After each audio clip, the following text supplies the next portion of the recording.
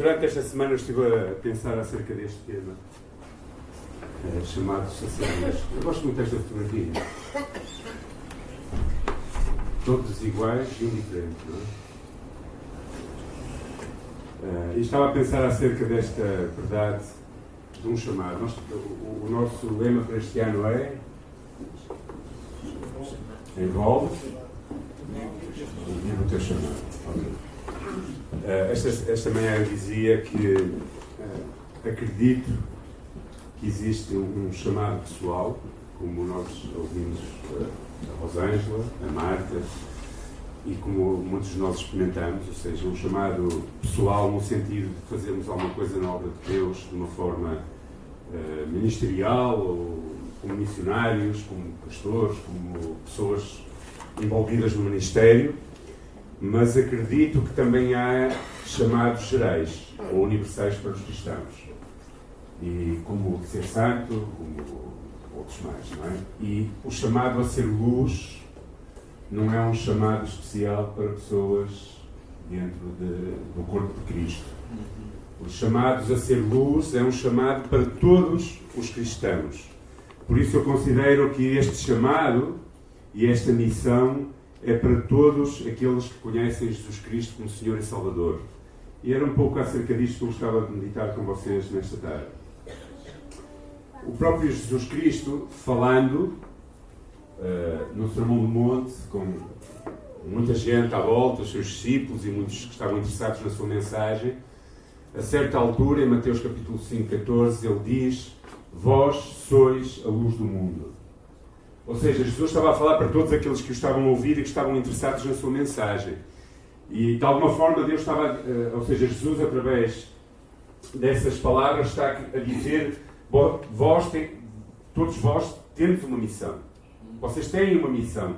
E a missão é ser luz e sal, não é? Mas eu estou a falar acerca de ser luz. A vossa missão é ser luz. Luz para que, de alguma forma, o próprio Jesus brilhe nas nossas vidas. E, na realidade, todos nós sabemos o que é luz. Neste momento, se falhasse a luz, ficávamos um pouquinho assim às aranhas, não é? Aos papéis. Talvez, se corresse bem, aquelas duas luzes de emergência acenderiam ou mantariam-se acesas e tudo o demais ficava um pouco escuro. Todos nós já experimentámos na nossa vida momentos em que nas nossas casas fomos privados de energia elétrica e, portanto, de luz. E ficamos todos um pouco aflitos quando não a temos. Qual é a primeira coisa que nós fazemos quando falha a luz em nossa casa? À noite, claro, principalmente. Não, é andar às cabeçadas, à procura de mudar. Porque para primeiro temos de descobrir onde é que eu tinha a vela. E andar a correr, e depois da vela alguma coisa para fazer fogo, não é? Para a vela. Então, nós quase sempre só damos importância à falta da luz quando nós nos vemos privados dela, não é? Então quase todos nós experimentamos nas nossas casas essa verdade. Por exemplo, acho que é algo assustador, quem já experimentou, eu nunca experimentei, mas já ouvi relatos. Pessoas que estão dentro de um elevador e de repente falha a luz. Alguns ficam com tamanho trauma que podem ir ao Hospital São João, subir até ao 11º andar, que não vão pelo elevador. Ou então, quando nós estamos a cozinhar e está a vir aquele cheiro já meio assado, não é? E de repente falha a luz. E o assado ainda está a meio, ainda não está totalmente assado, não é? E nós ficamos com a água na boca e com o desejo que venha a luz rápido para comer, não é? Ou então, quando alguém é inteligente como eu e vai de férias e de repente lembra-se: vou desligar o cilindro para poupar energia. Chega lá, tira a ficha e está a arca frigorífica também na mesma ficha. E depois chega a casa e poupou 5 euros de luz e perdeu 40 ou 50 euros na carne, não é? E há mais carne do que aquela que tinha, porque algumas mexem, não é? Ok, todos nós sabemos a importância da luz, da energia.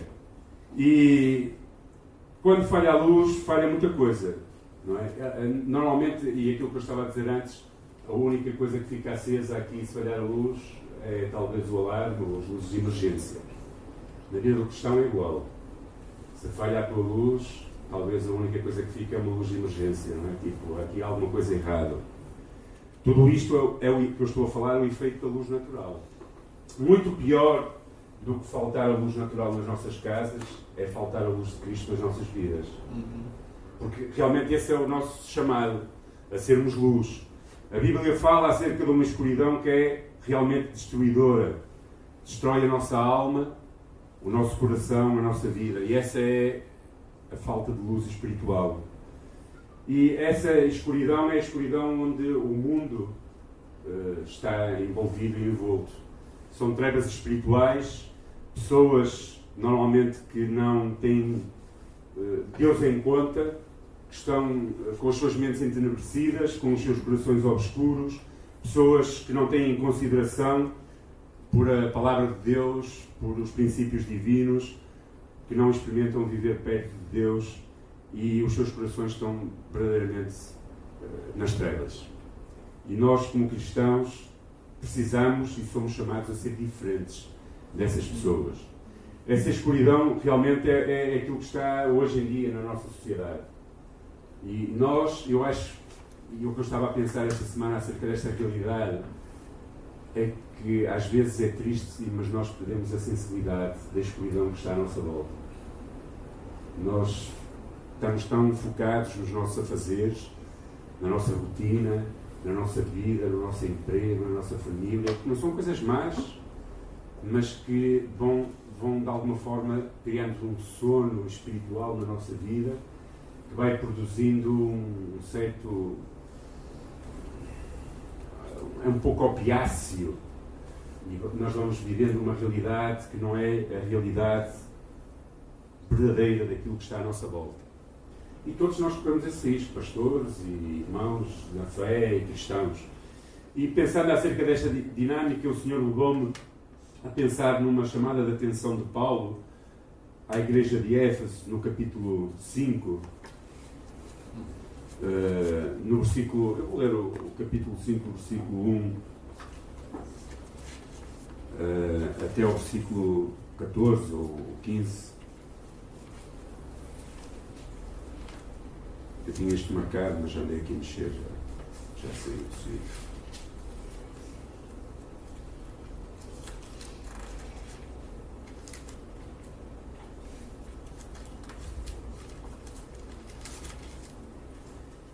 E a palavra de Deus diz assim, Paulo, escrevendo à igreja em Éfeso, começa a dizer estas palavras neste capítulo 5, fazendo ligação ao assunto anterior. Ele diz, portanto, versículo 1, sede imitadores de Deus como filhos amados e andai em amor como Cristo, que também nos amou e se entregou por nós a Deus como oferta e sacrifício com aroma suave.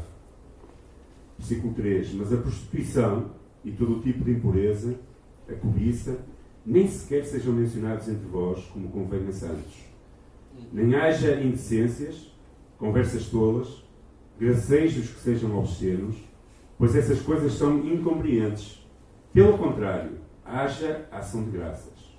Porque, bem sabeis, que nenhum devasso ou impuro ou avarento, que é idólatra, terá herança no reino de Cristo e de Deus. Versículo 6. Ninguém vos engane com palavras sem sentido, pois é por causa dessas coisas que a ira de Deus vem sobre aqueles que são desobedientes. Portanto, evitai a companhia desses, pois no passado éreis trevas, mas agora sois luz no Senhor. Assim andai como filhos de luz, pois o fruto da luz está em toda a bondade, justiça e verdade, procurando saber o que é agradável ao Senhor.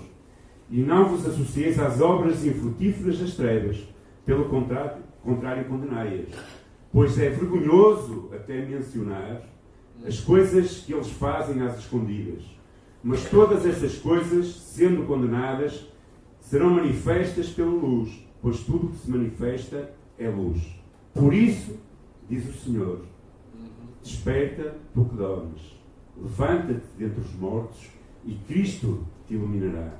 Portanto, estai atentos, para que o vosso procedimento não seja de tolos, mas sim de sábios, aproveitando bem cada oportunidade, porque os dias são maus. Amém. Oremos. Senhor, Te damos graças pela Tua palavra de vida, capaz de transformar o mais íntimo do nosso ser. Nós te agradecemos por ela e pelo acesso que temos à Tua palavra, de estudá-la, de meditar e de aplicá-la às nossas vidas. Eu te peço que nesta tarde, Senhor, Tu possas abençoar-nos com a Tua palavra, possas falar às nossas vidas, possas desafiar o nosso mais profundo ser, Senhor, e possas ajudar-nos, Senhor, a compreendê-la e a vivê-la. Senhor, tem graça sobre a minha vida, que sou imperfeito e pequeno, e que me sinto indigno até de falar coisas tão grandes como a Tua palavra. E por isso, Deus, não tenhas em conta essa pequenez e usa a minha vida para falar à Tua igreja nesta tarde. No nome de Jesus Cristo. Amém. Pensando acerca desta temática de sermos luz e do chamado que temos para ser luz no mundo, e destes versículos, desta parte do capítulo 5 que eu li nesta tarde com os irmãos, eu pensei acerca de 3 coisas que vieram à minha mente. E a primeira delas é a realidade de que todos nós, cristãos, vivemos num mundo que está obscurecido. Vivemos num mundo onde, na realidade, as pessoas, o mundo moderno, talvez mais do que nunca na nossa sociedade, colocou totalmente Deus de parte. E nós vemos isso na nossa sociedade. É proibido falar de Deus nas escolas, é proibido falar de Deus nos sítios públicos, é proibido... Ou seja, a sociedade está cada vez mais a afastar o nome de Deus. Aliás, até quase que há lugares onde, se nós falarmos de Deus e de Cristo, corremos o risco de sermos banidos desses meios. Os homens, o ser humano, nesta sociedade moderna, caracteriza-se por filosofias, pensamentos, ideologias, onde Deus incomoda e a palavra de Deus e as verdades de Deus e a realidade divina é colocada totalmente de lado. Porquê? Porque o mundo jaz no maligno e nas trevas. E essa corrente não é algo novo, é algo que está subtilmente foi sendo enraizada na mente, no coração, nas ideologias, nos pensamentos, nos estudos até, pouco a pouco, subtilmente metida no coração do ser humano, na mente do ser humano, para que hoje em dia há crianças que não sabem o que é Deus. Há crianças que, se nós perguntarmos quem é Jesus, elas não sabem quem é Jesus. Não têm ideia muito bem de quem é Jesus sequer. E esta é a realidade do mundo onde nós vivemos. E nós somos chamados a ser luz. Porquê? Porque há pensadores, e esta é uma frase que escandaliza, mas que é verdade. Há pensadores como Nietzsche, um filósofo muito importante do século passado, filho de um judeu, educado numa família rigorosa no sentido de Deus, no que Deus diz respeito, que chegou a esta conclusão de afirmar: Deus está morto. E a nossa sociedade e o nosso mundo moderno cada vez está adotando cada vez mais esta mentira de que Deus está morto. E como é que Deus está morto? Deus está morto porquê? Porque Deus já não mais participa na vida das pessoas. As pessoas colocaram Deus fora das suas vidas. As pessoas não creem mais num Deus criador, que criou tudo e que é um Deus que se procura relacionar ao longo de toda a história humana com o ser humano. Não é? É interessante. Esta semana, na sexta-feira, encheu-me o coração uma frase que o pastor Samuel falou, que a Vânia, ela está para aí, falou no estudo. Aquilo tremeu com o meu coração. Eu fiquei cheio. Não é? Acho que foi mais ou menos isto que a Vânia... Foi, Vânia? Ela disse algo assim, parecido com: antes eu sabia que Deus estava comigo quando eu sofria, mas agora eu sei que Deus sofre aquilo que eu sofro. Obrigado, Vânia, por teres dito algo assim, porque isso mexeu tanto com o meu coração na sexta-feira.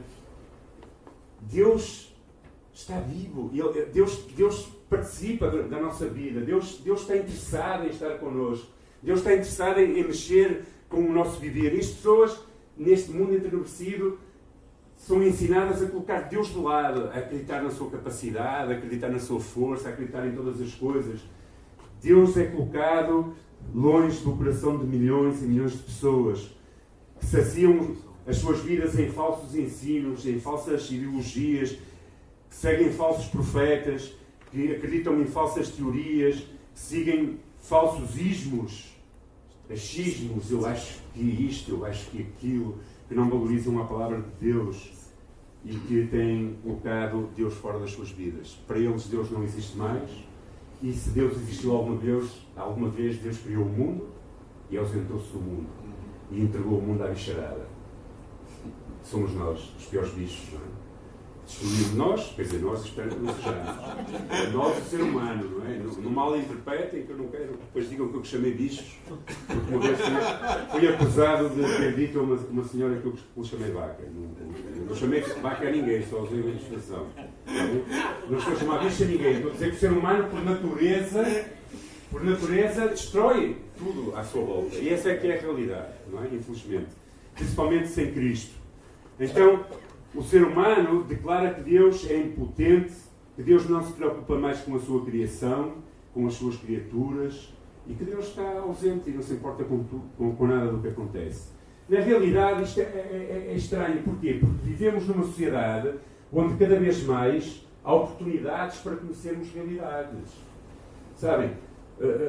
Nunca, usando esta expressão de conhecimento é luz, nós vivemos numa geração iluminada, ou seja, cheia de luz, cheia de conhecimento, cheia de coisas que recebem, cheia de informação, coisa que os meus avós não tinham e que eu tive mais do que os meus avós e que os meus pais, mas que hoje as gerações têm muita mais luz de conhecimento do que alguma vez o passado teve. No entanto, nós vemos cada vez mais trevas, guerras, violência nas cidades, fome, injustiça social, corrupções, pessoas a fugir dos seus países por causa de tudo o que está à sua volta, a abandonar os seus países porque há injustiça social, porque há exploração, sei lá, tantas coisas que nós vimos hoje que a Marta está a fazer, não é? Como é que é possível em pleno século XXI crianças a serem exploradas, escravizadas, e acontece em Portugal. Sim. Porquê? Porque o mundo está obscurecido. Porque as pessoas retiraram Deus das suas vidas. E sabem o que é pior? O que é pior é quando nós cristãos não percebemos isso. E vivemos como se isso não fosse uma realidade. Mas é uma realidade. É uma realidade, sabem porquê? Porque eu gosto de falar com pessoas que não têm Cristo nas suas vidas e perceber o que é que elas pensam e perceber aquilo que elas sentem. E eu percebo que Deus não faz parte das suas vidas. Não pensam nunca em Deus. Quais são as obras das trevas? É aquilo que o apóstolo Paulo estava a dizer aos Efésios. Prostituição, toda a sorte de impurezas, cobiças ou invejas. E Paulo estava a dizer, entre vós nem se nomeiem coisas destas. Vocês sois santos, apartados, separados de Deus. E depois continua a falar e diz, nem baixezas nas vossas conversas, tolas, nem gracejos indecentes, aquelas conversas que nós às vezes participamos, não é? Que não têm nada de edificante e que nós, no meio dos nossos amigos, para não mostrarmos que somos diferentes, baixarmos a cabeça e apagarmos a nossa luz, como aquela imagem inicial, não é? E participamos até, se calhar, naquelas conversas. Nem gracejos indecentes, nem coisas essas que não convêm, mas antes ações de graças. Porque bem sabeis que que nenhum devasso, impuro ou avarento, o qual se torna idólatra, tem herança no reino de Cristo e de Deus. Ninguém vos engane com palavras vãs. O apóstolo Paulo está a escrever isto a uma igreja, irmãos. Não está a escrever isto a alguém que nunca ouviu falar de Cristo. Está a escrever isto a alguém que tinha que ter luz nas suas vidas. E está a dizer, olha, vocês não participem dessas coisas, não sejam iguais a eles, sejam diferentes. Diz, nem sejam participantes destas realidades. Estai atentos. Percebei que isto não pode fazer parte nas vossas vidas. Por isso, como cristãos, nós precisamos ter cuidado. Nós precisamos adotar um estilo de vida que, embora vivamos no meio das trevas e de pessoas que não têm Cristo, não podemos ser iguais que eles. E nós precisamos, como seres de luz espirituais, temos a luz de Cristo em nós, precisamos desenvolver-nos com aqueles que estão em trevas, mas não podemos ser igual que eles. Eu disse esta manhã, eu faço questão de conhecer pessoas que não têm Cristo de passar tempo com elas, mas de aproveitar oportunidades para lhes falar da esperança de Cristo. E de ter a oportunidade em conversas. Eu tenho tido conversas, eu não sei qual vai ser o resultado dessas conversas, mas perceber os medos das pessoas. Outro dia estava a falar com uma pessoa que passou por alguns meses de doença, que não sabia o que tinha, com muito dinheiro, empresas, e estava a sentir que a vida se lhe estava a ir. E ele começou a chorar comigo. Eu tive a oportunidade de lhe falar e testemunhar de uma esperança maior. E foi muito interessante também perceber, no meio daquela conversa, um medo que ele tinha. Que era que já estava a ficar melhor e estava a perceber que os filhos, no caso uma filha apenas, e os genros estavam a tentar passar a perna. E estavam a dizer, ó pai, tu agora é melhor descansares, deixa a empresa. E ele não queria. Não é? Ou seja, pessoas que estão agarradas àquilo que é deste mundo, de alguma forma. E eu estava lá a falar assim com uma esperança que ultrapassa esta vida. Nós somos alguém que tem a luz de Cristo. E não podemos, mesmo envolvendo-nos com as pessoas, porque somos chamados a ser luz do mundo, temos que marcar alguma diferença nas oportunidades que temos. E não podemos ser iguais a eles. Porquê? Porque se eu for igual a eles, então pode acontecer isto. Isto aqui. Repara, pois, que a luz que há em ti não sejam trevas, dizia Jesus. Ou seja, a realidade de que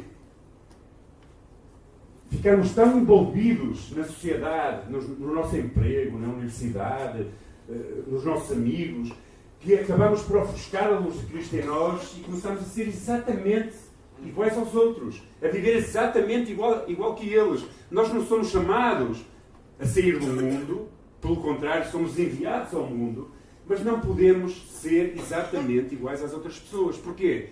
Porque a nossa luz deixa de ser a luz de Cristo e começa a ser a luz do mundo. Viver em trevas espirituais é viver contra a própria essência daquilo que é Deus. É viver sem Deus, é assim que vivem as pessoas. É fazer aquilo que nos dá na telha, é ligar no chip, ou lá como se diz, na ignição do módulo, aqui vou eu, na minha carnalidade, na minha independência, e na realidade é começar a correr um trilho perigoso, que é o trilho do mundo e do diabo. E isso pode nos levar a pecar e a afastar-nos de Deus, e pior do que isso, pode nos levar a perder a sensibilidade do que é verdade em Cristo e começarmos quase a optar por um estilo de vida onde pecar é um desporto e não uma coisa que nos incomoda. Quem está em trevas não mora como o pecado, não sente mais o peso do pecado na sua vida. E a consequência disso é que nós, se não tivermos cuidado como cristãos, acabamos por ter alguns desastres na nossa vida. A condenação é esta, que a luz veio ao mundo e os homens amaram mais as trevas do que a luz, porque as suas obras eram más. Paulo dizia que essas coisas não estivessem entre os cristãos. Sim. Nem sequer se associassem, nem sequer fossem mencionados como parte disso. E, irmãos, temos uma realidade. O mundo onde nós vivemos está como está. Nós somos chamados a participar com uma luz de Cristo para que outros conheçam Cristo, mas nós não podemos ter num ambiente de insensibilidade onde somos arrastados para sermos exatamente iguais que eles. Por isso precisamos ter cuidado e precisamos da graça de Deus e precisamos estar atentos e sensíveis para que não nos deixemos engolir pelas trevas que estão à nossa volta. Porquê? E voltando ao tema da mensagem, porque nós somos chamados para ser luz. Nós somos chamados para marcar uma diferença. Nós somos chamados para ser uma luz que é capaz de dissipar as trevas. E a nossa luz tem que, nestes dias do fim, ou eu pelo menos acho que é os dias do fim, porque olhando para aquilo que fala a Bíblia acerca dos dias do fim, é muito parecido àquilo que nós estamos a viver nos nossos dias. E nós precisamos ter firmeza na nossa luz, na luz que vem de Cristo para nós. Deus nos chama para que nós sejamos essa luz. E isso é algo que vem profetizado desde o início. Abraão foi chamado para que as nações pudessem ter graça, ou seja, alcançar a graça e serem benditas através dele. Deus separou esse homem e essa família para que, através dela, todas as nações fossem abençoadas. E o povo de Israel, os judeus vêm daí e tinham um propósito que era ser luz para os outros. E eles falharam por muitos motivos. E depois, a determinada altura, Deus levanta um profeta chamado Isaías que profetiza acerca da verdadeira luz que viria ao mundo. E diz estas palavras: um povo que andava em trevas viu uma grande luz.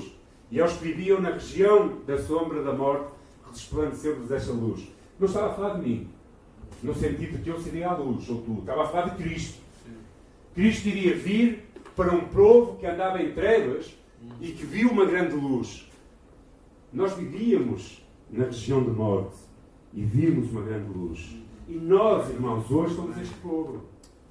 Nós vimos a luz de Jesus Cristo. Esta manhã, e agora passou-me uma rasteira, a Rosângela usou uma frase, eu gosto muito de frases que pessoas dizem, que me exemplificou aquilo que Cristo faz na vida de alguém. Ela disse um Big Bang. Sabem o que é o Big Bang? O Big Bang surgiu quando Deus disse assim: faça-se luz. E houve luz. E começou a ser criado.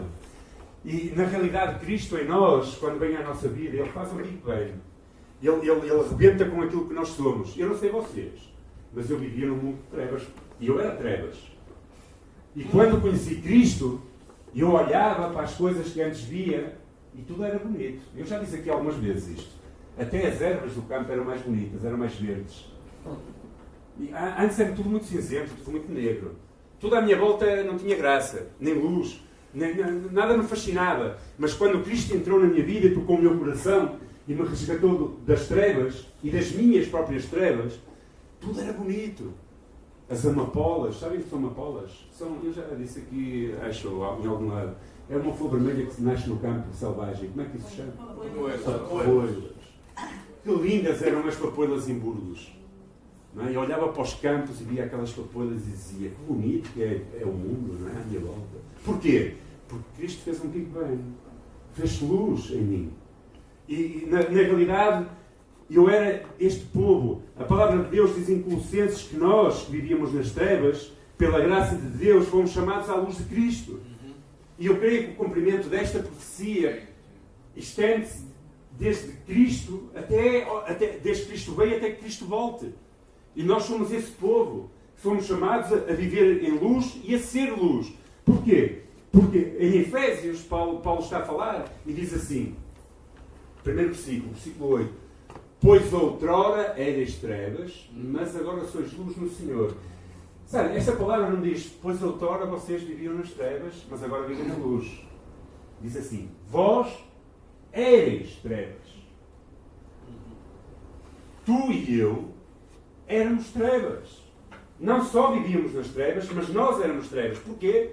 Porque andávamos na prostituição, não sei se vocês andavam, mas andávamos nas obras da carne, não é? Ou seja, andávamos nas obras más. Andávamos como o mundo anda. Vós erais trevas, mas agora sois luz. Não andais só na luz. Vós sois luz. Por isso andai como filhos da luz. Em toda a bondade, justiça, verdade. Provando aquilo que é agradável ao Senhor. Por isso não vos associais com as obras infrutíferas das trevas.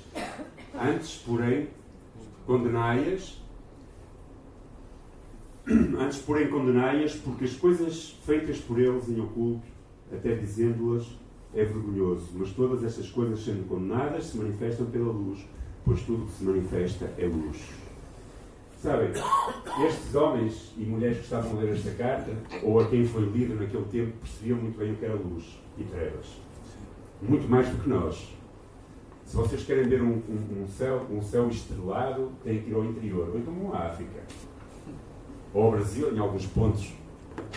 É fascinante olhar para o céu e ver como é tão escuro tudo e não há luz, não é? Das cidades, vemos aquele céu e é uma beleza enorme. E estas pessoas compreendiam melhor do que nós o que era ser luz e trevas. E elas sabiam que para ter luz em casa precisavam de ter cuidado, precisavam de ter providência, ou seja, de ter azeite ou qualquer outro material em casa para acender as suas lamparinas, porque senão não teriam luz. Hoje em dia nós temos uma luz que é gerada, não é artificialmente, por água, por outras forças, mas naquela altura eles tinham que ter cuidado, porque senão ficavam realmente em profundas trevas.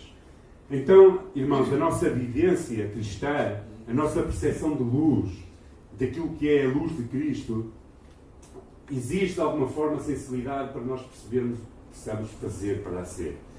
E há 3 responsabilidades que o apóstolo Paulo fala. E a primeira é andar como filhos de luz. Ou seja, não apenas viver no meio de uma sociedade quase escondido, com o chapéu baixo, com a cabeça baixa, como aquela imagem primária que eu apresentei, mas levantar a luz alto. Mostrar que nós somos em Cristo. Nós agora somos filhos da luz. E sabem, a luz tem algumas particularidades.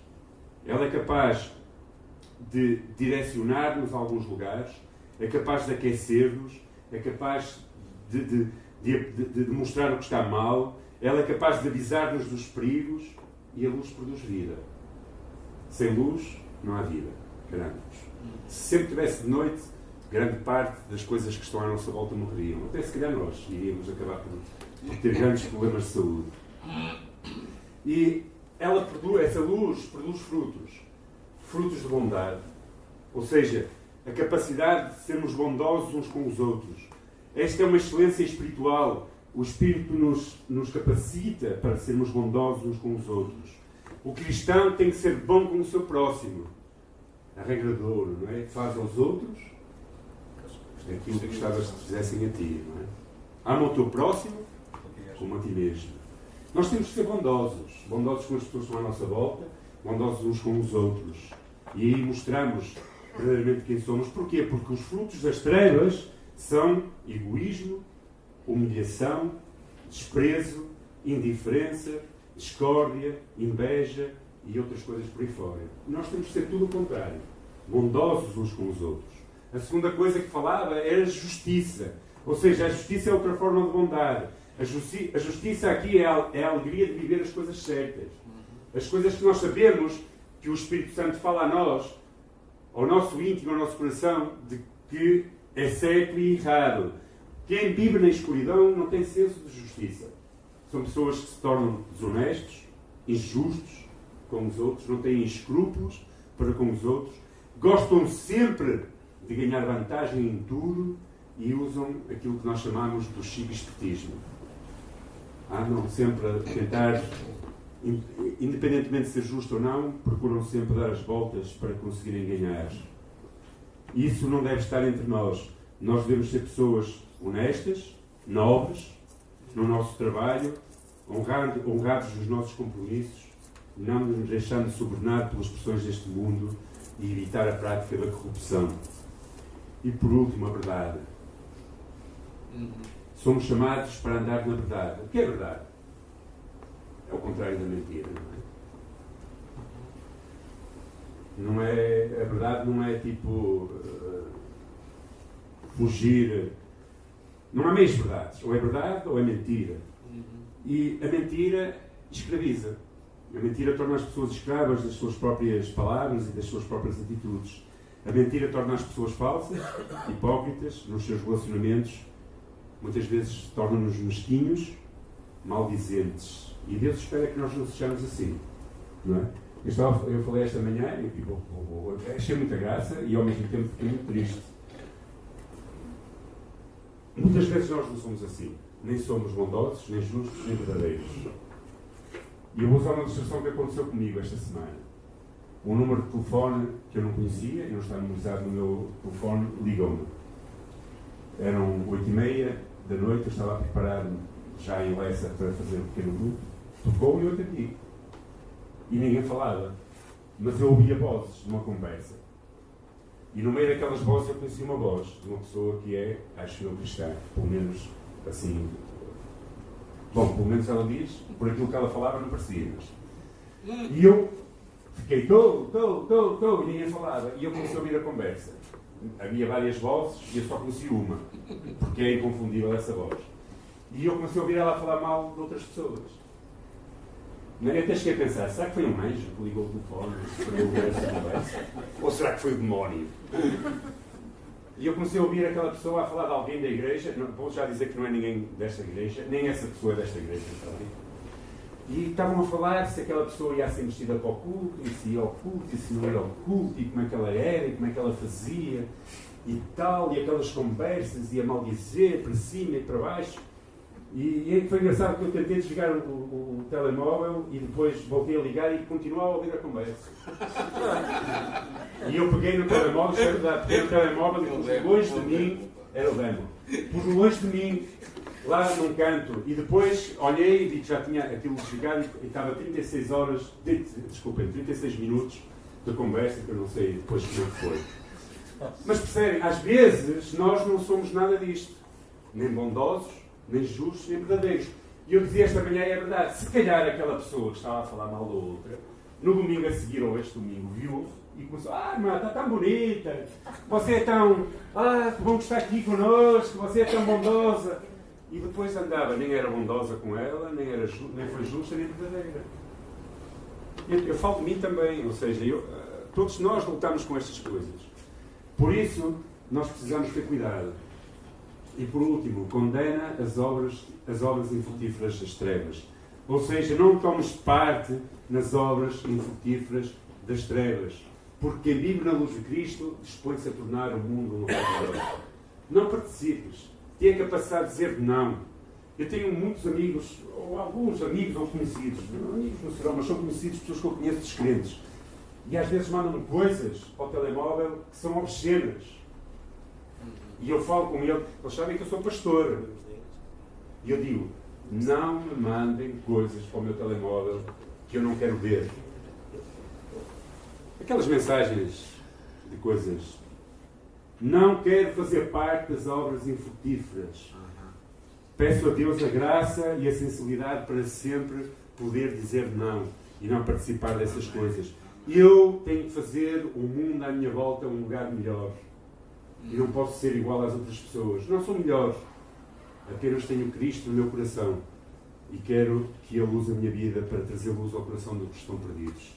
Por último, precisamos despertar deste sono e desta envolvência, de que parece que não é urgente nós marcarmos uma diferença, de que parece que isto não vai acabar nunca, e andarmos na nossa vidinha, e muito envolvidos no nosso dia-a-dia.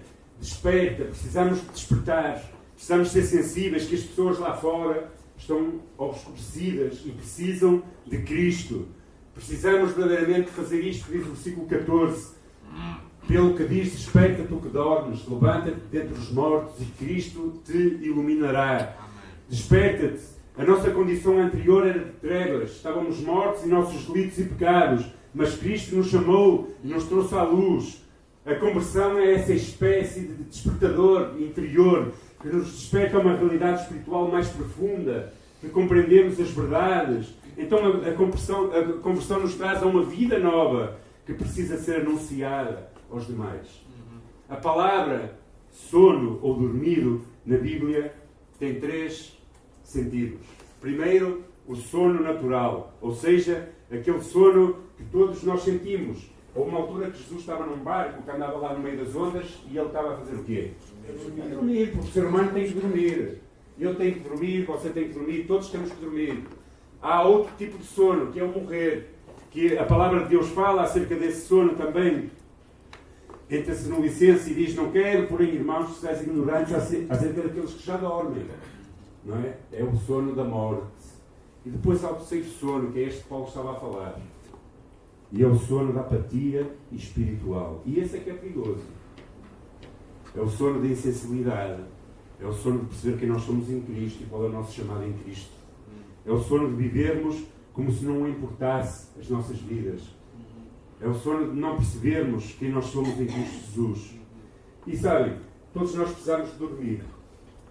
E eu rapidamente estive a pesquisar e vi 5 fases do nosso sono. Se nós dormirmos pelo menos 7 ou 8 horas. Se você só dorme 4 horas, não consegue isto tudo. Alguma coisa está mal aí. Mas se dormirmos normal, há 5 fases de sono natural. primeira fase diz que ocupa 5 a 8% do teu sono, é quando estás entre dormir e acordado e funciona como uma zona intermédia. Ok? Estamos ali que conseguimos ouvir todas as vozes, mas também não conseguimos comunicar muito bem.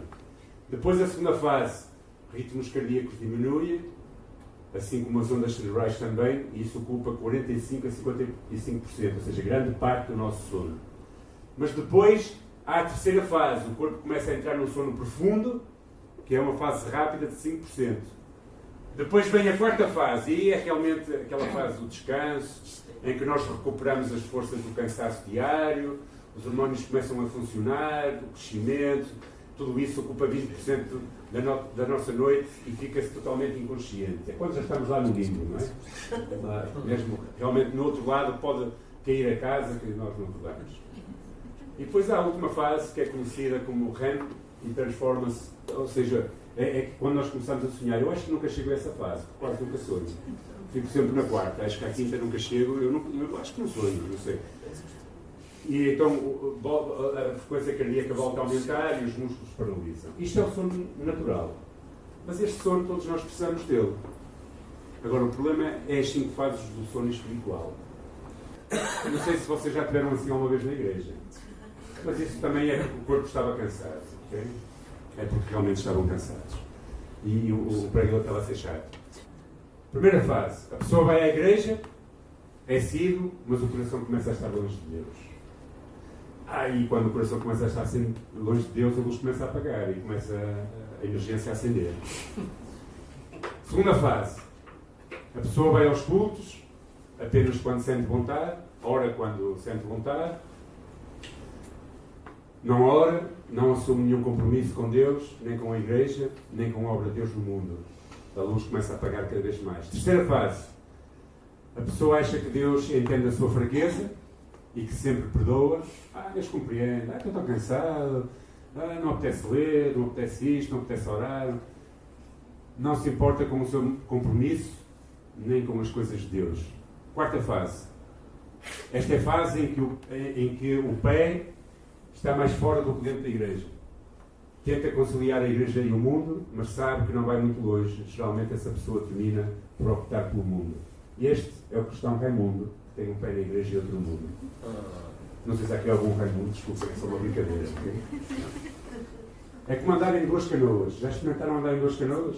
Experimentem. Um pé numa e outro noutra. E vocês vão fazer a espargata e vão ficar com os pés todos virados, porque uma vai para um lado e outra para o outro. Quinta fase. E última. A pessoa fica totalmente iludida com o mundo, com os seus prazeres, com os seus desafios, com a sua beleza, porque o mundo é belo. Termina por se desviar dos caminhos do Senhor, começando a ficar vulnerável aos ataques e às ciladas de Satanás. E é aqui que Ele nos quer. É longe do calor da igreja, longe do calor da palavra de Deus, longe do calor da intimidade com Deus, longe da graça de Deus, porque deixamos de experimentar. Paulo exorta os cristãos a que se levantem. Desperta, tu que dormes. Desperta, tu que vives num mundo que está cheio de mortos. E Cristo, porque é Cristo quem faz a obra, te irá iluminar. Ou seja, Ele te vai trazer luz, te vai iluminar.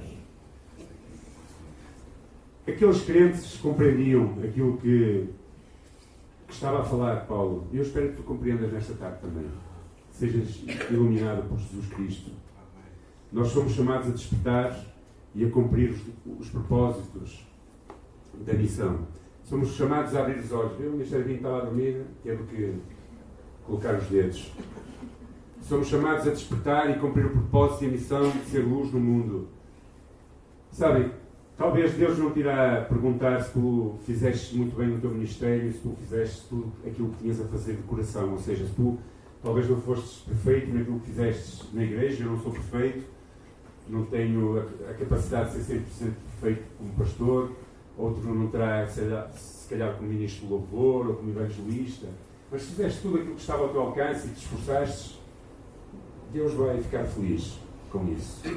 Mas se tu não conseguiste trazer luz àqueles que estão à tua volta, provavelmente Cristo ficará muito triste, porque esse é um chamado. O mundo precisa de luz, porque jaz nas trevas. Não te deixes fascinar com as coisas do mundo. Eu gostava de terminar lendo uma ilustração que achei interessante. Diz assim: existia um povoado muito próspero e abençoado. Era um reino governado por um rei que era muito invejado por todos os que estavam à sua volta, por causa da sua grande riqueza. Mas as atitudes desse rei fizeram com que ele fosse muito querido pelo seu povo. Porquê? Porque era um rei justo, íntegro, humilde de coração, mesmo sendo riquíssimo. Mas muitos não conseguiam compreender como é que ele conseguia ser tão íntegro, sendo ao mesmo tempo tão rico. Pois os ricos que eles conheciam normalmente eram pessoas avarentas, egoístas, maldosos e desprezavam aqueles que eram mais fracos e pobres. Um dia, num dos momentos em que o rei recebia pessoas para aconselhar ou julgar, um dos seus súditos lhe disse: meu rei, posso fazer-te uma pergunta? E ele disse: claro. É que muita gente não entende como é que o Senhor consegue conciliar tantas riquezas e ser tão simples de coração. Nós ficamos maravilhados com isso. Qual é o seu segredo?